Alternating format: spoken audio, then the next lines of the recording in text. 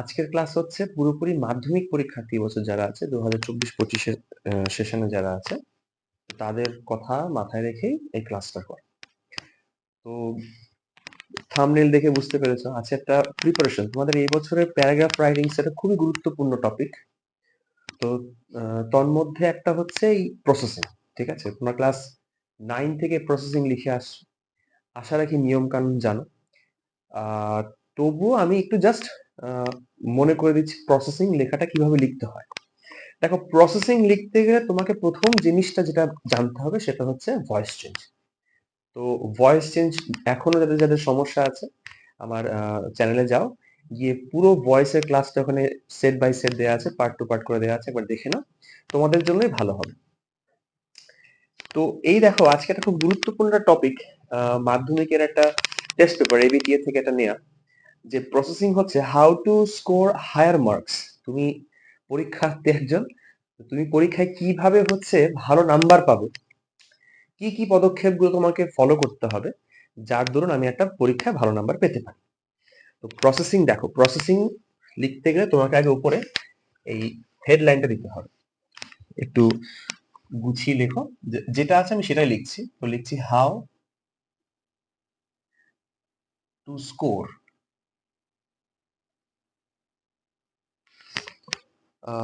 Higher marks.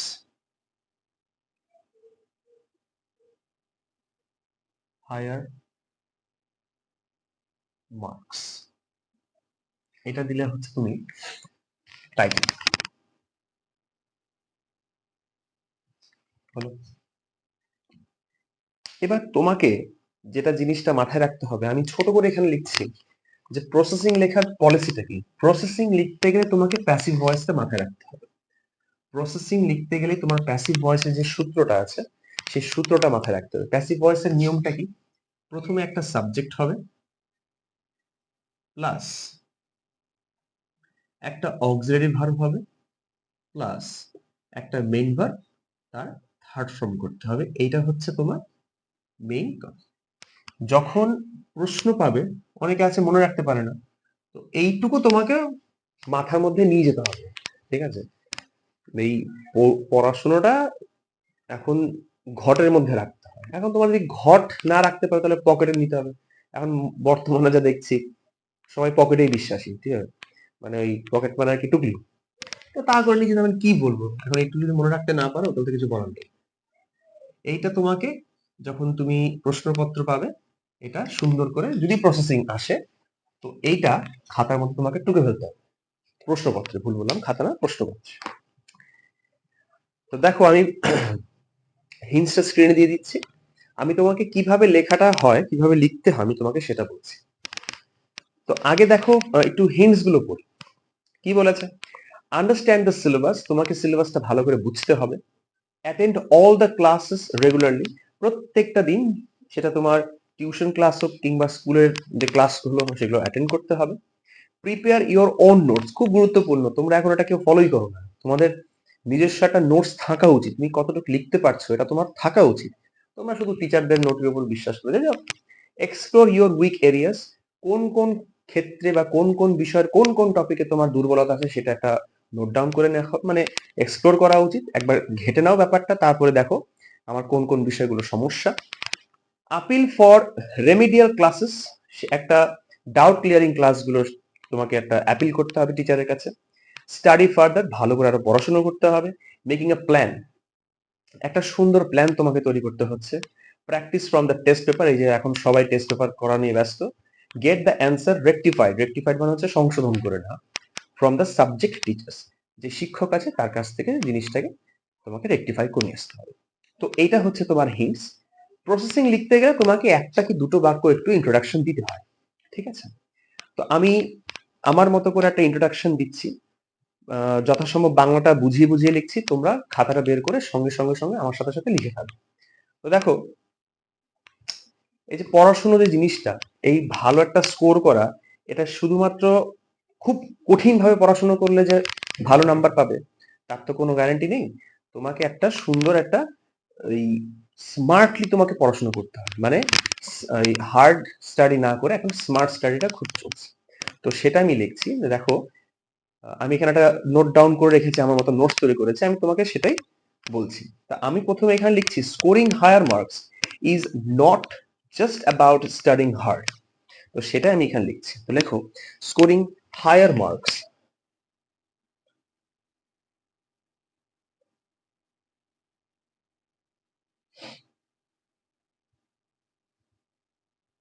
scoring higher marks is not just studying hard। আমি board থেকে একটু সরে দাঁড়াচ্ছি, তোমরা একবার দেখে নাও, তাহলে ভিডিওটা পজ করে একবার টুকে নাও। আমি লিখলাম scoring higher marks it is not just studying hard. তাহলে কঠিন ভাবে বা খুব কঠোর ভাবে পড়াশোনা করাই যে তোমার পরীক্ষা একটা ভালো নাম্বার পাবে, এটা মূল মন্ত্র নয়। তাহলে কি মূল মন্ত্র? It is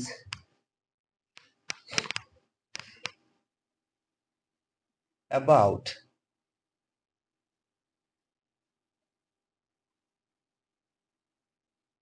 studying smart. এটা গেল তোমার প্রথম ইন্ট্রোডাক্টরি পার্ট। আমি আরেকটা সেন্টেন্স লিখবো এখানে, একবার এটা দেখে নাও। তো প্রথম সেন্টেন্স লিখছি scoring higher marks is not just studying hard, it's about studying smart. এটা হচ্ছে তোমার প্রথম পার্ট। সেকেন্ড পার্ট আমি কি করছি, আমি যদি পরীক্ষায় একটা ভালো নাম্বার পেতে চাই তাহলে আমাকে একটা সিস্টেমেটিক ওয়েতে এগোতে হবে, সিস্টেমেটিক অ্যাপ্রোচ থাকবে, একটা নিয়ম অনুযায়ী আমাকে এগোতে হবে। আমি লিখছি যে ভালো নম্বর পেতে কিসের প্রয়োজন? Systematic approach. তো লিখছি স্কোরিং হায়ার মার্কস রিকোয়ার্স, কি লিখছি? Scoring higher marks requires, requires মানে প্রয়োজন, রিকোয়ার্স সিস্টেমেটিক অ্যাপ্রোচ, APPROACH। এটা গেল তোমার ইন্ট্রোডাক্টরি পার্ট। একবার দেখে নাও, পারলে ভিডিওটা একবার পজ করো, কোনো সমস্যায় ধীরে সুস্থে লেখো, কোনো ব্যাপার স্যাপার নেই। তো কি লিখছি? Scoring higher marks requires systematic approaches. এবারে সিস্টেমেটিকটা কিভাবে কি আমরা এবার হিন্টস দেখে দেখে লিখবো। এখনো কিন্তু আমরা প্যাসিভ ভয়েস শুরু করিনি, এই পুরো পার্টটা ছিল ইন্ট্রোডাকশন। এখন আমরা শুরু করছি যে কিভাবে এই সেন্টেন্সে এই স্ট্রাকচারটা ফলো করে একটা সেন্টেন্স তৈরি করা হয়। দেখো প্রথম আমাকে দিয়েছে আন্ডারস্ট্যান্ড দ্য সিলেবাস, তার মানে প্রথম আমাকে কিছু লিঙ্কার্স যুক্ত করতে হচ্ছে। তাই আমি প্রথম লিখছি অ্যাট ফার্স্ট। বলো, দেয়া আছে আন্ডারস্ট্যান্ড দ্য সিলেবাস, তাহলে at first the syllabus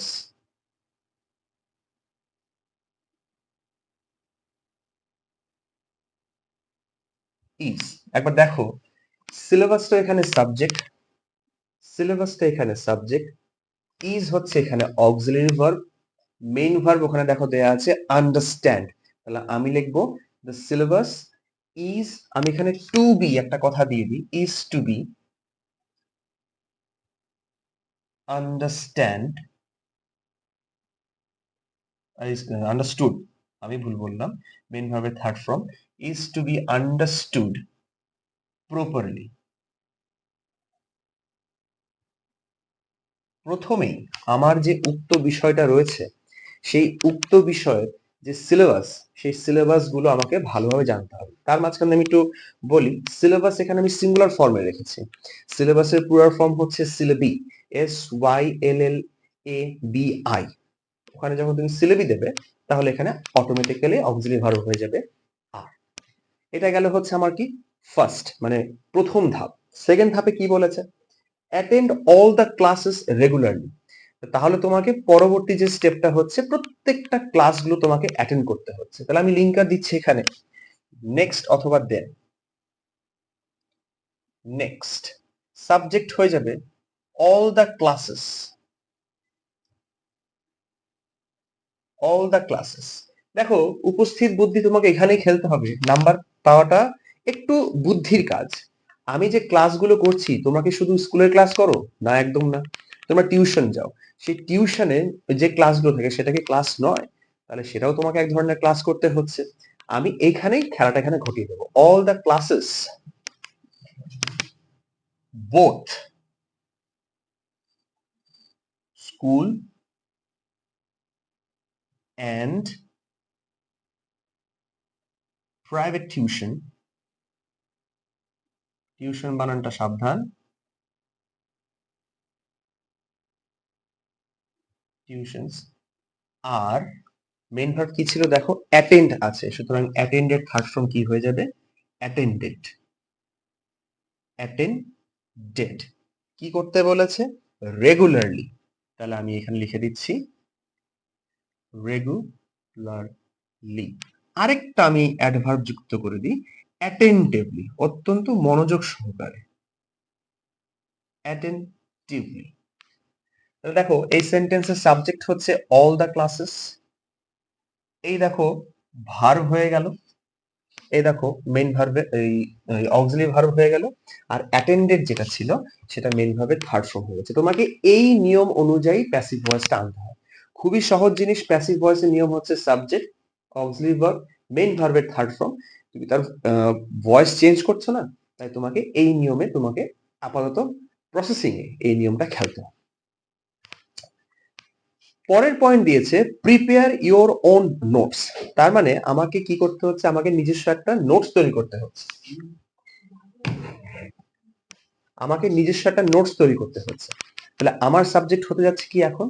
on notes. আমি একটা লিঙ্কার দিচ্ছি, দেন ওন নোটস, যেটা আমার সাবজেক্ট হিসেবে কাজ করছে,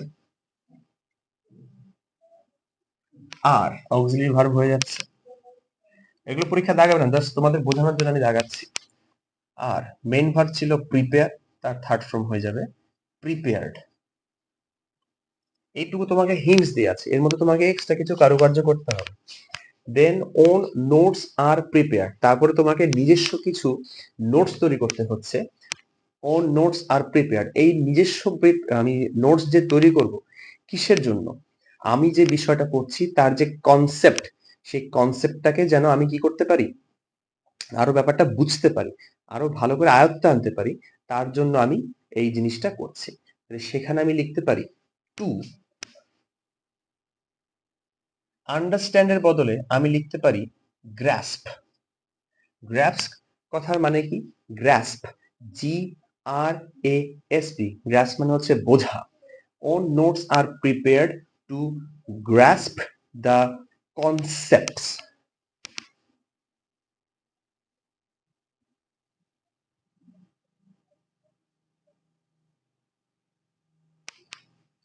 এই যে দেখো, এই কথাটা তোমাকে এক্সট্রা, কারণ না হলে তুমি 100 ওয়ার্ড তোমার তৈরি হবে না, অনেকটা ছোট হয়ে যাবে। আমি এটা বলছি না বিশাল বড় বড় লিখে তোমাকে বিশাল নাম্বার দেবে, তবে হ্যাঁ, যতটুকু ক্ল্যারিফাই করে লেখা উচিত তুমি ততটা করো। তোমার তো কোনো এ ব্যাপারে মানে কুণ্ঠিত বোধ করলে হবে না। যে জায়গাটা তোমার দুর্বলতা এখন সেটা আসছে। দেখো পরের পয়েন্ট দিয়েছে এক্সপ্লোর ইওর ওন উইকস। তাহলে আমি এখন একটা লিঙ্কার দিচ্ছি নাও, আচ্ছা আফটার দ্যাট দিচ্ছি, আফটার দ্যাট।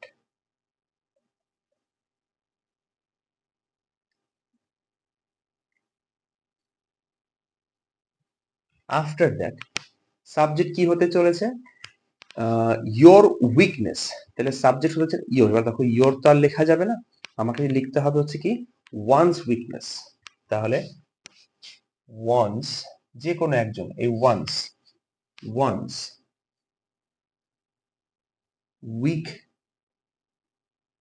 এরিয়াস, এটা হচ্ছে subject, weak areas. Auxiliary verb দেব হচ্ছে আর। ওখানে দেখো ভার্ব দিয়ে রেখেছে হিন্টসে যে এক্সপ্লোর, তাহলে আমি এক্সপ্লোরের থার্ড ফর্ম লিখে দেব এক্সপ্লোরড। বোর্ড থেকে সরেছে, দেখো কি লিখলাম, after that one's weak areas are explore. আমার যে দুর্বল জায়গাগুলো রয়েছে সেগুলোকে এক্সপ্লোর করতে হবে। শুধু কি এক্সপ্লোর করব না, এই দুর্বল যে বিষয়গুলো আমি যেখানে আমার উইক পয়েন্ট আছে সেগুলো আমি একটা শিটের মধ্যে, একটা কাগজের মধ্যে নোট ডাউন করে নেব। Add and noted down on a sheet, এবং একটা পেপারে হোক মানে কাগজে হোক আমি সেখানে জিনিসটা লিখে রাখছি। দেখো এই হলো সাবজেক্ট, এই হলো অক্সিলারি ভার্ব, এই হলো মেইন ভার্বের থার্ড ফর্ম। পর পর পর পর সব একই ভাবে আসবে, এর বেশি কিছু না। এখন তোমাকে সেইভাবে জিনিসগুলো করতে হচ্ছে। পরের পয়েন্টস কি যাচ্ছে, যে appeal for the remedial classes. তাহলে এই যে আমার যে দুর্বলতা যেগুলো রয়েছে সেগুলো তো আমাকে একটা রেমেডি, একটা প্রতিকার করতে হবে। তো প্রতিকার করার জন্য কি করতে হয়, ডাউট ক্লিয়ারিং ক্লাসের জন্য তোমাকে আপিল করতে হয়। কাকে, সেই শিক্ষক যিনি তোমাকে পড়াচ্ছে। তো লিখছি নাও, সাবজেক্ট ওরা রাখতে চেয়েছে রেমেডিয়াল ক্লাসেস, এখানে লিখছি রেমেডিয়াল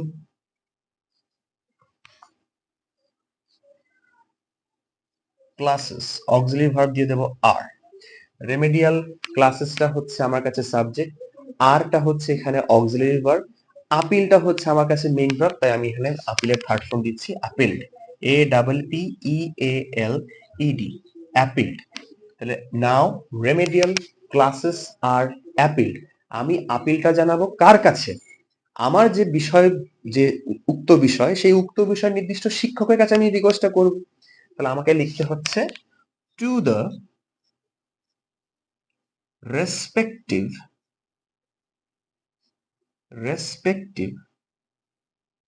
subject teachers।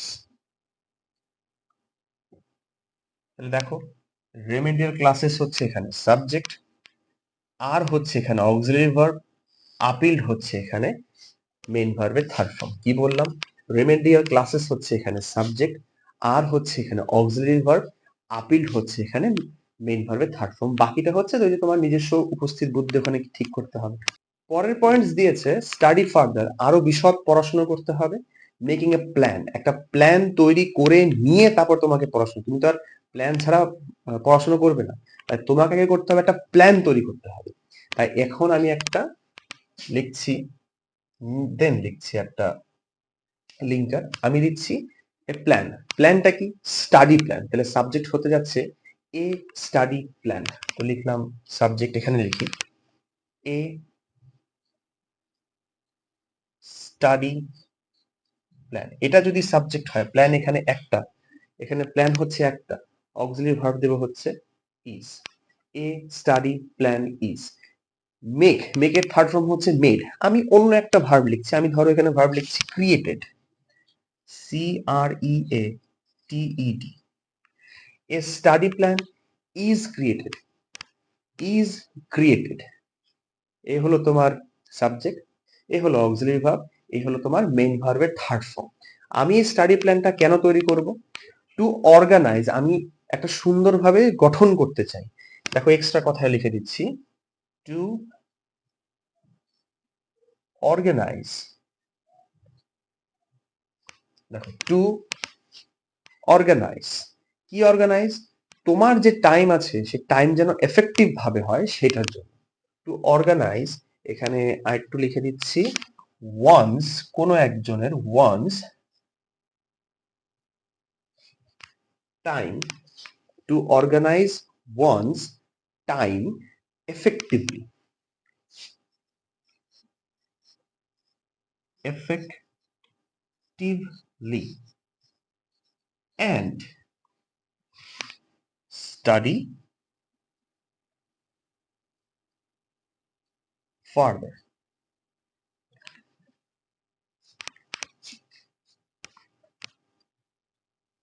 এইটুকু হলো সাবজেক্ট, ইজ হচ্ছে অক্সিলারি ভার্ব, মেইন ভার্বের থার্ড ফর্ম হচ্ছে এই। বাকিটা তোমাকে যেটুকু মানে জিনিস দিয়েছে তার উপর ভিত্তি করে এইটুকু সেন্টেন্স দিয়ে তোমাকে অগ্রসর হয়ে লিখতে হবে। একদম সহজ ভাষায় লিখছি, এই বোর্ডটা আমি একটু মুছে নিই, তারপরে আর কয়েকটা পয়েন্ট আছে লিখে দিচ্ছি, ততক্ষণ পর্যন্ত টুকে লিখতে একটু বোঝো। পরের হিন্টস তোমাকে দিয়েছে প্র্যাকটিস ফ্রম টেস্ট পেপারস, তার মানে এই যে এখন তোমরা যেটা করছো বিভিন্ন টেস্ট পেপার সলভ করছো, তো সেটাই লিখছি। এখন এই পর্যন্ত শেষ হয়েছিল, উপর থেকে আমি লিখছি দেখো যে এই টেস্ট পেপার থেকে আমরা কি সলভ করি, বিভিন্ন প্রশ্ন, তো সেটাই লিখছি।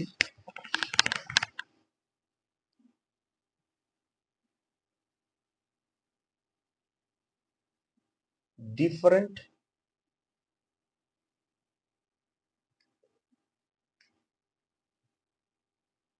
model sets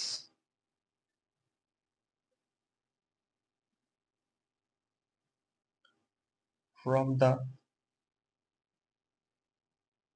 test papers. Subject কিন্তু হচ্ছে ডিফারেন্ট এই মডেল সেটস টেস্ট পেপার থেকে। আর অক্সিলারি ভার্ব হচ্ছে আর, প্র্যাকটিস ছিল এখানে মেইন ভার্ব, তো তার থার্ড ফর্ম করতে হচ্ছে practised.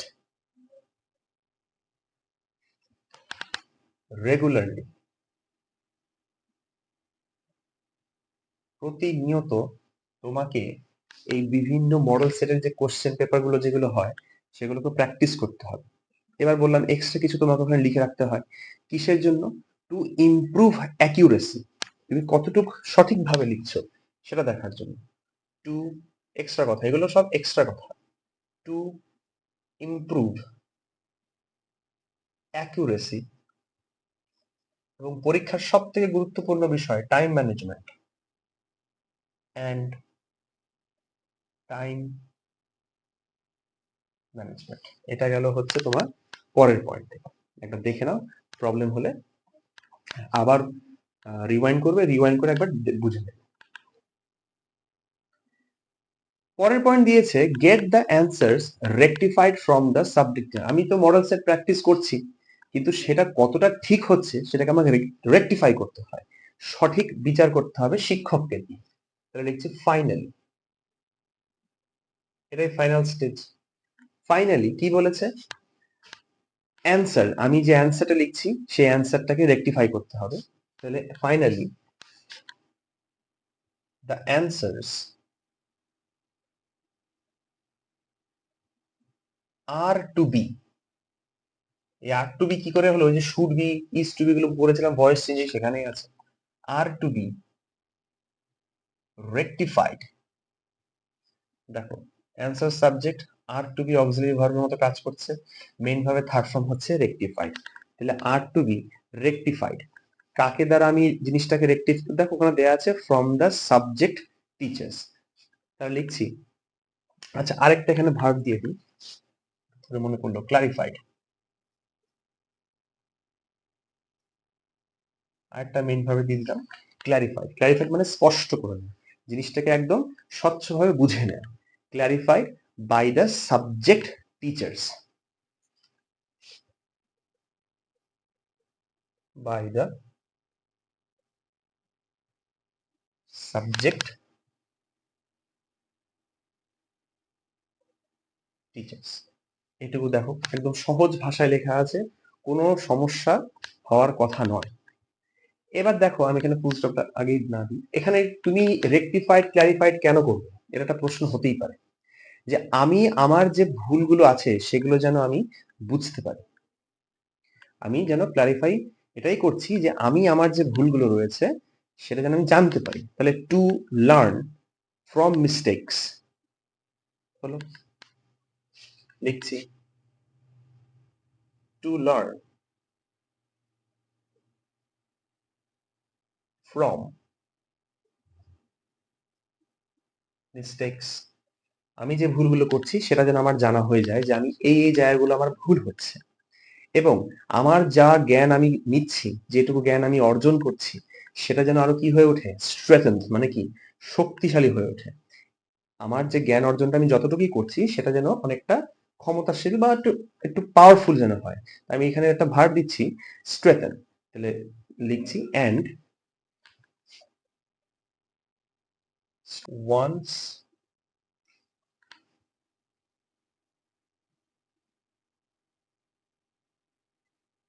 knowledge and strengthen one's knowledge। এই কটা স্টেপের মধ্যে লাস্ট আমরা লিখবো, এই কটা স্টেপের মধ্যে দিয়ে যে কোনো ছাত্রছাত্রী যদি তার সৎ ইচ্ছা থাকে পরীক্ষা ভালো নাম্বার পাওয়ার, তাহলে সে অবশ্যই পাবে। তাহলে লাস্ট একটু লিখে দিচ্ছি, বাই ফলোইং দিস স্টেপস যে কোনো একটা ছাত্র ভালো পরীক্ষায়, এই ভালো নাম্বার পরীক্ষায় পেতে পারে। লাস্ট একটু লিখে দিচ্ছি, by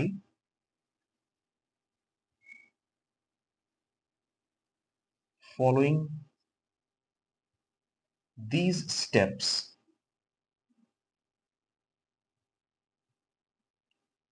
one can score good marks in exam. তো এটা একবার দেখে নাও, আমি আর বেশি কথা না বাড়াই, এমনি অনেকটা বড় ভিডিও হয়ে গেছে। এইটা তোমরা বুঝতে না পারলে ভিডিওটা আরেকবার বারবার ব্যাক করে একবার দেখে নেবে। আশা রাখি সব থেকে সহজ এবং সাবলীল ভাষায় লিখেছি, তোমাদের বুঝতে সুবিধা হবে। চলো আজকে